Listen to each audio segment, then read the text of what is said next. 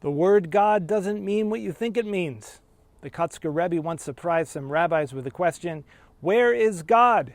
They laughed at him. Obviously, Melo chol haaretz kvodo. God is everywhere. No, replied the Kotzker. God is only where you let God in. Now, these rabbis were mystics. They didn't believe in some fairy tale about a man in the sky with a long beard. Their understanding of God was nuanced. God is the underlying presence in all things. But the Kotzker takes it a step further. Yes, there's an underlying presence, but that's abstract. It only becomes God through our presence, through our devotion, through our awe, through our surrender. In other words, God is not an ontological reality, but a relational one.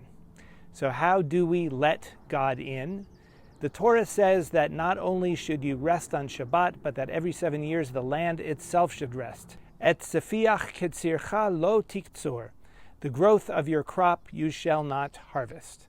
But then it says, V'haita Shabbat haaretz lachem la'achla. The Sabbath of the land shall be for you to eat. And not just you, but those who work for you, strangers, your animals, even wild animals. It sounds like a contradiction. You shouldn't eat it, but it is for eating. The key is ketzircha lo tiktzor. Don't harvest your crop. In other words, realize that it's not yours. After all, the idea of ownership is just a mental construct. It's all in our heads. And when we let go of attachments to our mental fictions, we can come to know who we really are beyond the ego that says, mine.